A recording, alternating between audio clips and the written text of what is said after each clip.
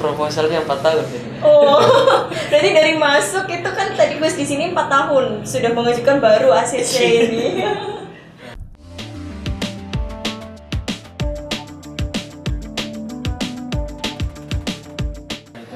Assalamualaikum warahmatullahi wabarakatuh. Halo Sobat SMA UBP dimanapun kalian berada. Kembali lagi nih di channel Sistran TV. Nah, kali ini kita bakalan podcast nih untuk yang pertama kali. Kira-kira podcast pertama ini kita bakal bahas apa ya? Nah, jadi Sobat SMA UBP, untuk podcast pertama ini kita bakal bahas seputar SMA UBP dengan narasumber Gus Haji Muhammad Ilyas LCMA selaku koordinator dari SMA BP. Langsung saja kita ke narasumber kita bersama Gus Haji Muhammad Ilyas LCMA. Assalamualaikum Gus. Waalaikumsalam. Iya, gimana kabarnya hari ini Gus? Alhamdulillah sehat. Oh, Masya Allah, hari ini sehat, Masya Allah. Nah, jadi teman-teman, beliau ini merupakan koordinator termuda dari beberapa lembaga yang ada di Amanatul Ummah. Dan beliau ini merupakan putra kelima dari Kiai Haji Asep Saifuddin Halim MA yang merupakan pengasuh pondok pesantren Amanatul Ummah.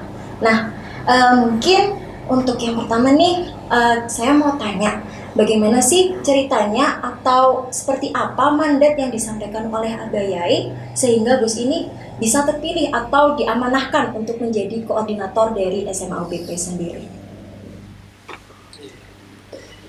Jadi memang awalnya ketika saya pulang dari Maroko,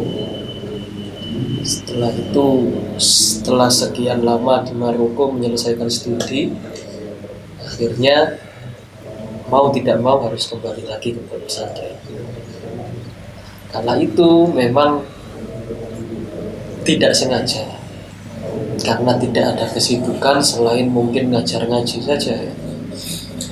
Akhirnya ketika ada rapat, waktu itu saya masih ingat rapat SMA dengan kakak saya, dengan Gus Bara, dan sekarang beliaunya menjadi wakil bupati.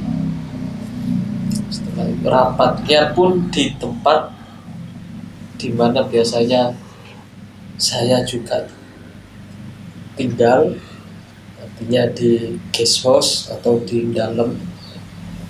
Waktu itu daripada nggak ngapa-ngapain, akhirnya ikut rapat, lihat-lihat bagaimana kondisi rapat waktu itu. Terus setelah itu ya mulai masuk sedikit. Kemudian gak lama dari waktu tersebut, akhirnya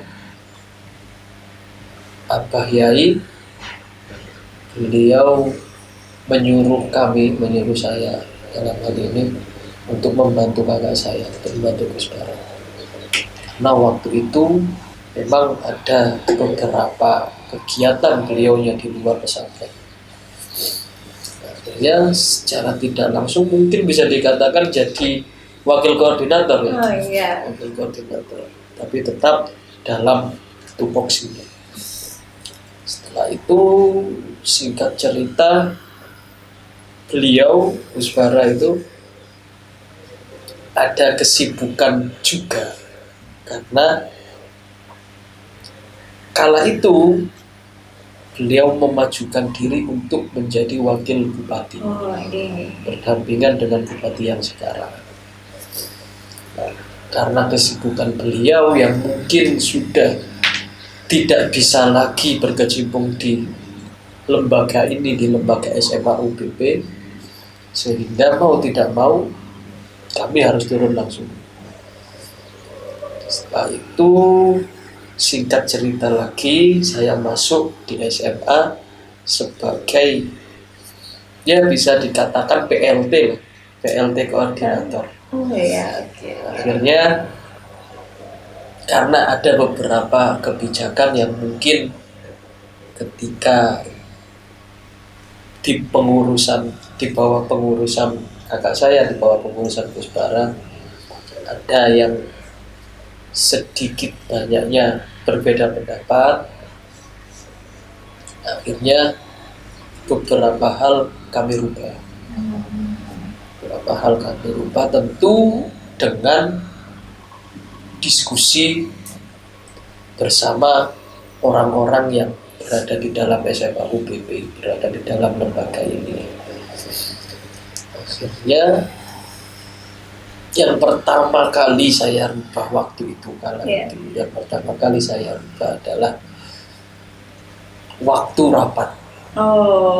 Karena ketika itu seingat saya rapat itu dimulai setelah anak-anak makan atau setelah anak-anak pengajian tahqiq di sekitar jam 8:30 malam ya. 8:30 malam sampai kira-kira jam 12 malam. Wah. Itu di hari Senin. Yang kemudian besok paginya beliau-beliaunya juga yang berada di tempat rapat itu harus beraktivitas kembali. Nah, di situ saya pun merasa lama-kelamaan tidak sanggup. Karena ya kesibukan saya jam 2:30 pagi harus bangun, ikut membangunkan anak-anak. Setelah itu masih angkatan generasi ke-6, ikut membangunkan mereka dan juga mengimami sholat malam. Akhirnya saya mencoba untuk menawarkan kepada teman-teman bagaimana kalau rapat ini kita pindah waktunya. Dan kok kebetulan semuanya sepakat. Iya, benar-benar. Akhirnya kita pindah di siang hari. Di siang hari. Setelah apel ya? Setelah apel siang ya. Setelah apel siang. Benar. Dan itu pun kami kumpulkan karena beberapa teknis rapat waktu itu dirasa saya pribadi dirasa kurang efektif, bukan tidak efektif, tetapi kurang efektif. Akhirnya waktu rapat itu saya inginnya bukan pengarahan, tetapi semua yang berada di dalam rapat tersebut harus menyampaikan sesuatu kepada kami agar itu nantinya bisa menjadi bahan evaluasi kita ke depannya. Jadi tadi Gus Ilyas menyampaikan kalau di sini sudah dari generasi ke-6 gitu. Mulai itu, generasi ke-6. Iya, itu berarti di tahun 2019. Berarti sudah terhitung 4 tahun di sini. 4 tahun. Iya, jadi Gus Ilyas ini sudah 4 tahun teman-teman menjadi koordinator di SMA UBP. Pastinya selama 4 tahun itu perjalanannya banyak sukanya atau dukanya ini Gus? Ya, relatif ya. Relatif. Kadang banyak sukanya, kadang banyak dukanya. Oke. Mungkin teman-teman nih yang masih penasaran bisa nih Gus Ilyas memberi informasi kira-kira sukanya dulu deh, sukanya apa menjadi koordinator di SMA UBP? Kalau untuk sukanya itu lebih kepada tantangan baru sih. Tantangan. Karena ya mungkin di lain sisi umur saya juga masih muda waktu itu, juga suka hal-hal yang baru, dan ini belum pernah, tanggung jawab yang besar ini belum pernah kami rasakan sebelumnya. Nah, sebelumnya kita hanya ya belajar saja, studi saja. Tiba-tiba diberikan tanggung jawab ataupun mandat yang besar seperti ini, saya rasa tidak ada salahnya kalau untuk dicoba. Itu dari sukanya gitu. Kalau untuk yang dukanya ada atau seperti apa? Kalau dukanya ya banyak. Banyak. Dukanya banyak. Apa ini? Bagaimana kita harus bersikap tegas ketika ada anak-anak kami ataupun bahkan teman kami dewan guru yang tidak bekerja pada tupoksinya. Artinya kalau dalam ranah anak-anak, dalam ranah santri adanya pelanggaran dan lain sebagainya, kalau di ranah teman-teman kita ya ketika ada hal yang tidak sesuai dengan apa yang kita rapatkan, apa yang kita setujui ketika rapat, itu harus dievaluasi. Dan ketika evaluasi itu kadangkala kita harus berpikir 2 kali, harus bekerja 2 kali. Itu dukanya sih. Juga ya. Tapi juga ada manfaatnya juga. Ada manfaatnya. Oke. Jadi imbang ya, ada sukanya juga ada dukanya. Iya, oke. Nah itu tadi teman-teman, dari suka dan dukanya nih buat teman-teman alumni SMA UBP. Kalian lebih sering bikin suka atau duka nih untuk Gus Ilyas. Oke. Nah bicara tentang pendidikan nih. Tadi Gus Ilyas mengatakan kalau jenengan ini alumni di alumni Amanatul Ummah, kemudian melanjutkan pendidikan tingginya di Maroko. Mungkin bisa teman-teman juga ingin tahu ceritanya ketika Gus Ilyas dari Amanatul Ummah melanjutkan ke Maroko ini, apa motivasinya dan di sana itu seperti apa mungkin? Kalau saya itu lebih kepada patuh kepada orang tua, lebih kepada birrul walidain, kalau bahasa pesantrennya birrul walidain. Karena saya ketika kelas 12, karena itu ketika kelas 12 pun memang tidak ada pikiran mau melanjutkan kemana. Tapi dari tahun-tahun sebelumnya, artinya ketika kelas 10, itu beliau selalu menyampaikan bahwasanya nanti Ilyas akan ke Maroko, melanjutkan studi ke Maroko. Dan waktu itu pun saya juga tahu Maroko itu di mana. Maroko di mana pun saya nggak tahu. Akhirnya ya karena mungkin sudah menjadi tabiat ya, sudah menjadi kebiasaan. Kalau apa yang orang tua katakan, apa yang orang tua harapkan kepada kita, kenapa kok tidak kita turuti saja? Karena ya mungkin itu menjadi salah satu cara kami, salah satu cara saya untuk bisa menjadi dalam tanda kutip ya anak yang soleh atau anak yang berbakti. Selama orang tua masih ada, kenapa tidak nurut dulu? Karena tidak selamanya kita hidup dengan orang tua. Iya benar. Ya, akhirnya singkat cerita berhasil lah berangkat ke Maroko. Masya Allah. Di Maroko berapa lama, Gus? Saya di Maroko dari tahun 2011. Setelah itu selesai S2 tahun 2019. Tapi tidak, artinya ketika lulus S1 tidak langsung kuliah, ada jedanya. Saya pun beberapa kali memang memutuskan untuk pindah kuliah. Jadi ketika S1 kalau di Maroko itu memang lebih kepada sistem pendidikan di Eropa. Artinya berbeda sekali dengan kondisi yang ada di Indonesia. Pengetahuan saya dari teman-teman. Nah, kalau di Maroko ketika S1 itu alhamdulillah bisa 3,5 tahun. Terus nah setelah itu saya pulang tidak melanjutkan kuliah dulu, terus kembali lagi ke Maroko, daftar kuliah diterima, tapi tidak lama kemudian 3 bulan kuliah saya keluar. Saya keluar. Setelah itu cobalah pindah univ atau enggak langsung kuliah. Setelah keluar itu saya pulang lagi. Saya pulang lagi 3 bulan lagi saya pulang karena kebetulan juga umroh dan bawa jamaah bersama dengan Abah Yai. Setelah itu kembali lagi ke Maroko. Dan nggak langsung kuliah.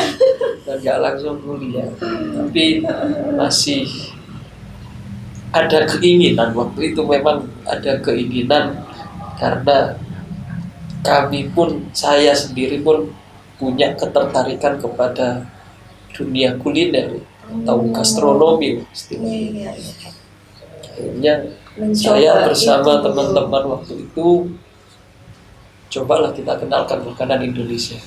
Di Maroko sana. Singkat cerita ya akhirnya kita berhasil mendirikan sebuah restoran.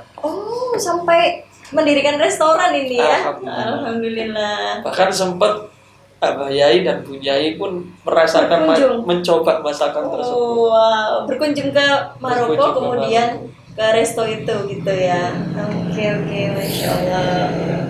Tapi ya memang waktu itu masih dalam tahap atau proses coba-coba ya.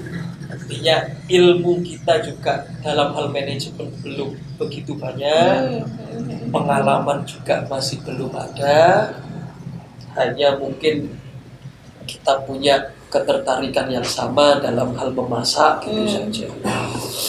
Akhirnya singkat cerita kita gagal. Gagal dalam artian di kala itu. Itu memang harus tutup permanen. Karena ada beberapa faktor itu di luar kemampuan kita. Dan barulah setelah kegagalan, bukan kegagalan ya. Itu pengalaman itu tadi. Setelah pengalaman itu baru kembali lagi untuk kuliah. Kembali lagi untuk kuliah dan alhamdulillah lancar.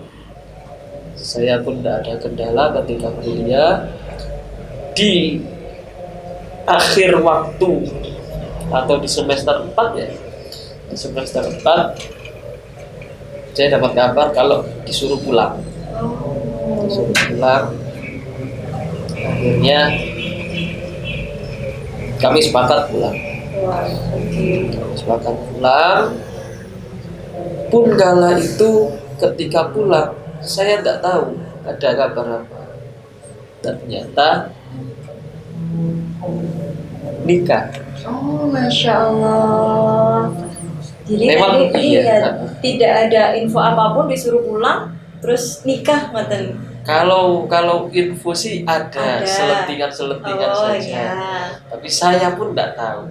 Bahkan sampai undangan pernikahan pun saya tahunya dari orang lain.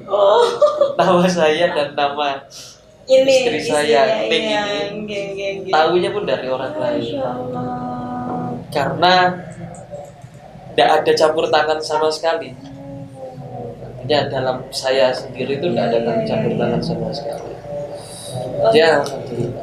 Itu gimana perasaannya Gus pulang, kemudian sudah ada undangan menikah, itu seperti apa perasaannya? Agak kaget sih sebenarnya. Kaget ya. Kaget, tapi juga senang juga pasti. Ya, pasti. Cuman kan kalau dulu ketika saya masih muda itu punya keinginan untuk nikah tidak di umur segitu. Saya pikirnya setelah S2 ya melanjutkan S3, baru setelah itu nikah. Tapi karena Romo Yai dan Bu Yai punya maksud yang lain mungkin, ya akhirnya mau nggak mau kita tahan. Masya Allah. Itu termasuk bentuk dari birrul walidain ya Gus ya? Insya Allah.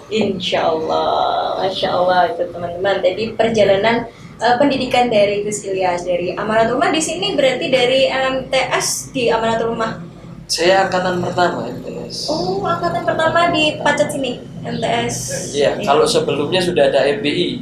MBI tahun pertama MBI tahun kedua, saya MTS tahun pertama. Tahun pertama, berarti. Ini generasi MBI kedua, MTS generasi pertama saya. Masya Allah. MTS. Keadaannya belum seperti ini. Belum seperti ini ya. Iya. Dulu pun iya, jadi teman-teman info, saya juga alumni sini ya. Dulu saya ketika sekolah juga belum seperti ini keadaannya. Iya. Tapi sudah ada masjid kan Bu? Sudah ada masjid, tapi gedung-gedung bawah ini belum ada. Berarti tapi Gus Ilyas berarti belum ada nih masjidnya? Belum ada semuanya. Oh, belum ada semuanya. Waktu itu saya di angkatan pertama MTS dan asramanya pun kita membaur dengan masyarakat. Oh, berarti di rumah warga. Di rumah warga. Oh, berarti wah, ini saya baru tahu loh ini. Sekolahnya di musola. Di musola. Sekarang apa jadi apa kalau sekarang musolanya? Sekarang musolanya tetap jadi musola. Oh, tetap. Cuman rumah atau asrama yang kita tempati dulu, kalau tidak salah sekarang jadi puskesmas. Oh, di atasan di Desa Belok. Iya. Oh, itu berarti MTS-nya di sini itu, kemudian lanjut MA-nya juga di sini. Iya. MA-nya juga di sini. Iya, oke. Berarti Gus Ilyas ini alumni MTS dan MA Amanatul Ummah, kemudian lanjut ke Maroko, seperti itu teman-teman.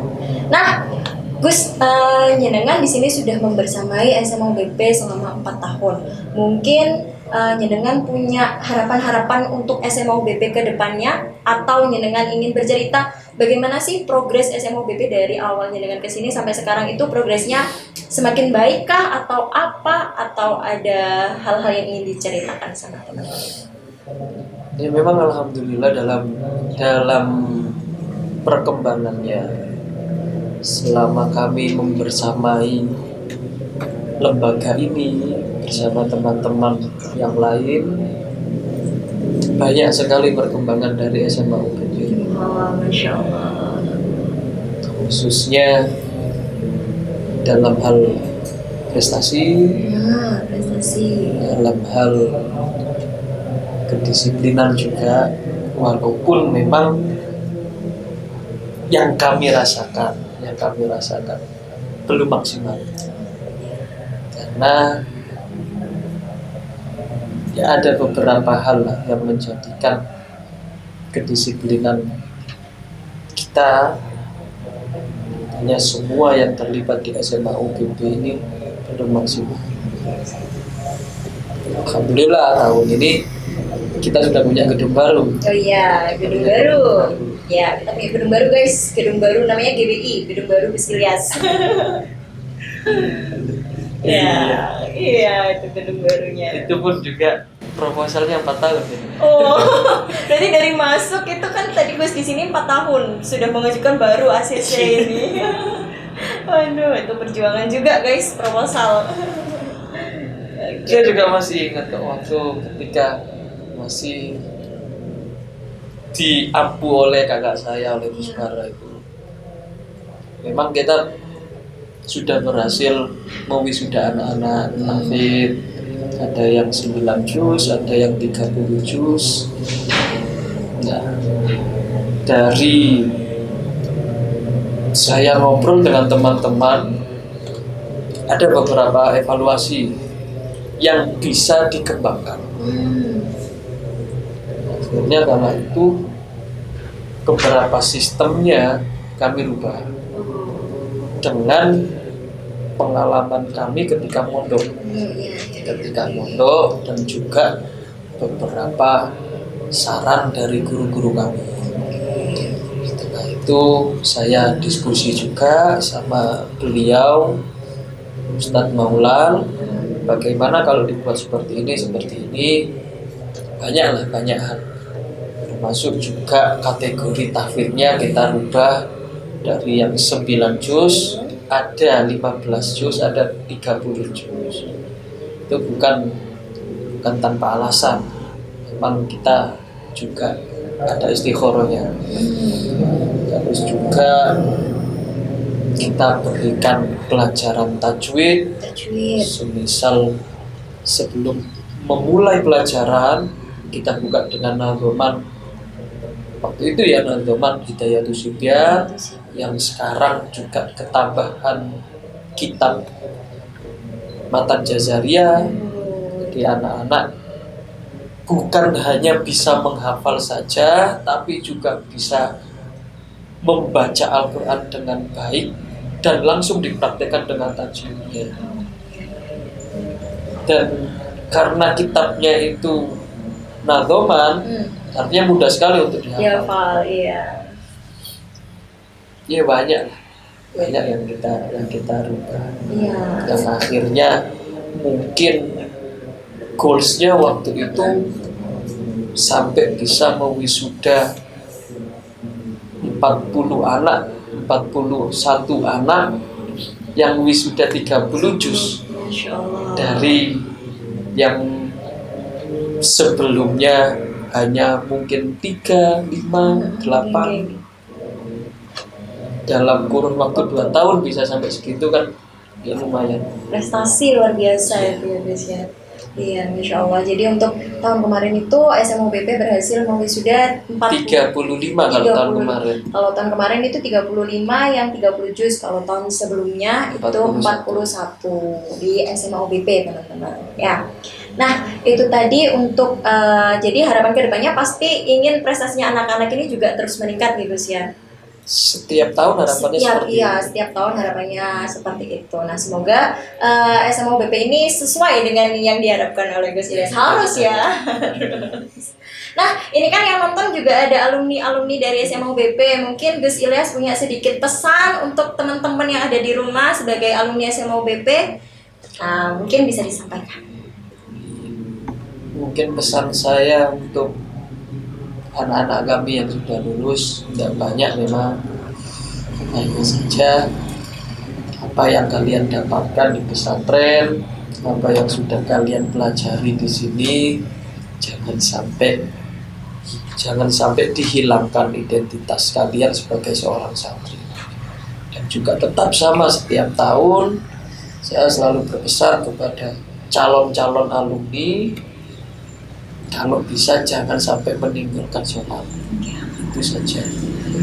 Dan juga saya ingin sebenarnya ketemu dengan anak-anak alumni yang mungkin tidak sempat saya ketemu ya, karena saya masuk pegang alumni angkatan 6. Jadi 5 sampai angkatan pertama itu belum sempat ketemu. Oke.